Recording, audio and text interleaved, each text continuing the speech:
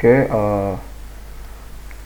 terima kasih Pak Suyoto dan teman-teman untuk kesempatan saat ini. Saya akan menjelaskan proyek akhir dari kuliah grafika komputer. Nama saya Excel Benny Sanso dengan NPM 180709835. Oke, yang pertama saya akan menjelaskan tentang vertisize. Di vertisize ini kita gunakan untuk mengatur ukuran dari objek yang kita ingin buat dengan mengatur vektor X, Y, dan Z. Untuk contoh code-nya sendiri, vertisize, saya beri contoh nih. Vertisize ruangan. Di sini, bagian pertama ini merupakan titik kanan atas depan. Yang kedua, titik kanan atas belakang. Lalu, area yang ketiga adalah titik kanan bawah depan. Lalu selanjutnya titik kanan bawah belakang. Selanjutnya titik kiri atas depan, selanjutnya titik kiri atas belakang, selanjutnya titik kiri bawah depan, dan terakhir adalah titik kiri bawah belakang. Oke, untuk selanjutnya adalah di vertisize lemari, saya seperti ini. Lalu untuk vertisize kaki meja seperti ini, vertisize atas meja seperti ini. Lalu di sini adalah vertisize buku, vertisize jam, dan vertisize figura. Lalu di sini ada vertisize TV dan poster. Di sini ada vertisize armrest sofa, vertisize sandaran sofa, dan vertisize dudukan sofa. Di sini kita menggunakan 3 karena untuk membuat sofa, di mana kita membutuhkan armrest, sandaran, dan dudukan. Lalu jika sudah kita buat vertisize-nya untuk tiap objeknya, selanjutnya kita akan load texture dengan menambahkan fungsi load texture. Dan di sini kita menggunakan load texture untuk bisa memanggil gambar berupa PNG maupun JPEG dengan width dan height yang sudah sesuai defaultnya, tergantung dari vertisize-nya. Lalu selanjutnya kita membuat fungsi gambar ruang untuk membuat ruangannya.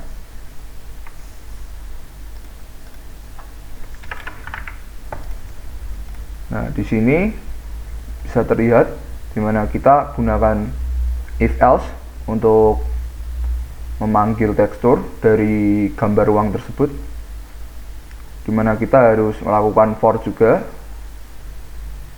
Di sini sudah diinisialisasi 0, dan kita jika x sama dengan 1 maka dia akan memanggil lantai. Jika 5 maka akan memanggil atap, dan jika bukan itu akan memanggil dinding. Lalu selanjutnya adalah fungsi gambar figura. Di sini sama, dimana kita harus memanggil figura itu sendiri dan tekstur dari figura itu. Di sini saya menggunakan figura.jpg dan kayu.jpg. Lalu kita panggil fungsinya. Di sini ada juga terdapat fungsi gambar jam, dimana saya menambahkan objek jam pada proyek akhir kuliah grafika komputer ini. Oke, di sini saya sesuaikan GA translate-nya. Saya usahakan setiap kali kita translate, kita harus netralkan lagi di sini dengan memberikan translate sebaliknya. Jika di sini 4, kita harus tambahkan min 4. Jika di sini min 9,95, kita tambahkan 9,95 di sini. Ini berguna untuk menetralkan translate dari objeknya supaya tidak berpengaruh kepada gambar yang lainnya. Oke, lalu di sini kita ada fungsi gambar TV seperti ini, sama seperti yang sebelumnya. Kita gunakan for dan if else di dalamnya untuk memanggil tekstur.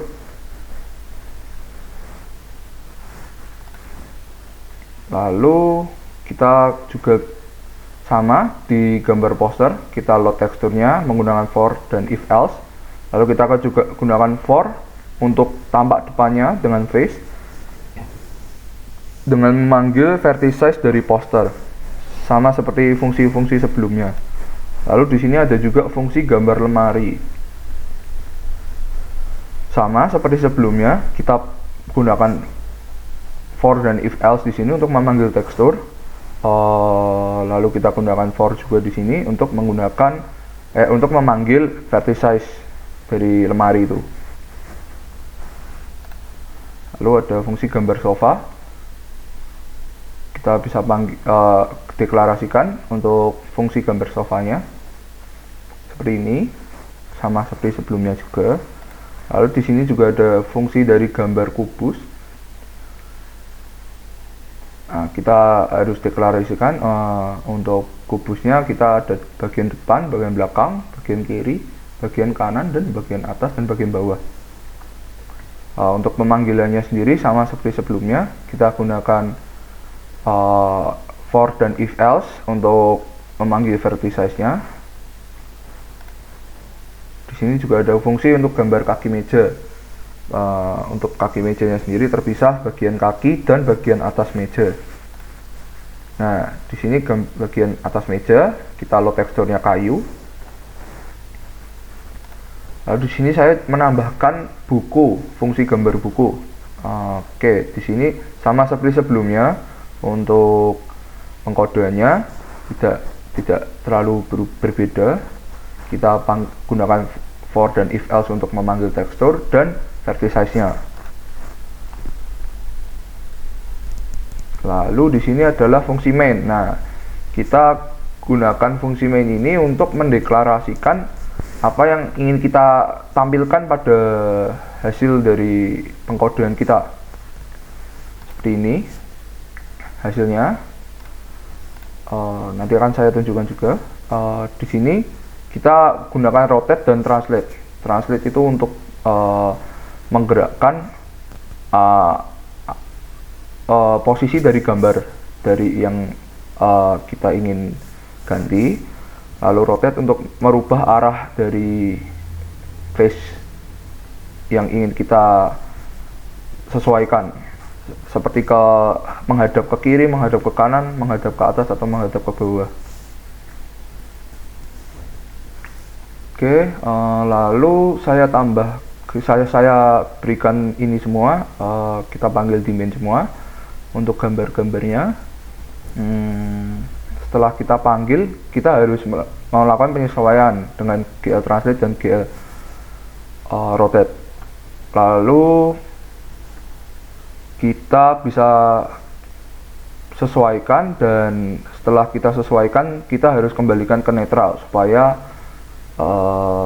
pengkodean kita tidak hancur, karena Translate dan Rotate ini sangat berpengaruh terhadap bagian bawah dari pengkodean ini, karena pengkodean ini bersifat sequence.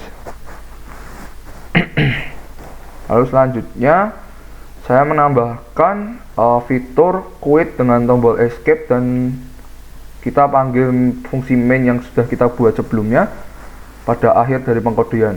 Di sini saya menggunakan while true, kita panggil menggunakan pygame.event.get, lalu if event.type sama dengan pygame.quit, maka kita pygame.quit, maka kita lakukan quit. Dan di sini saya menggunakan event.type pygame keydown, dan if event.key sama dengan key escape. Ini berguna untuk mendeteksi tombol escape kita saat ditekan akan close dan melakukan fungsi quit ini. Selanjutnya ini adalah hasil akhir dari project saya. Untuk quiz 7 kemarin saya sudah membuat 3 buah sofa, 1 meja, 1 kubus, 1 TV, 1 figura, dan 4 buah lemari. Lalu saya untuk project akhir diminta untuk menambahkan 3 objek. Saya tambahkan buku di sebelah sofa sini satu, buku komik, lalu saya tambahkan poster di sini, dan saya tambahkan jam dinding di sebelah sini. Mungkin sekian dari penjelasan saya. Jika ada salah kata saya mohon maaf, dan terima kasih.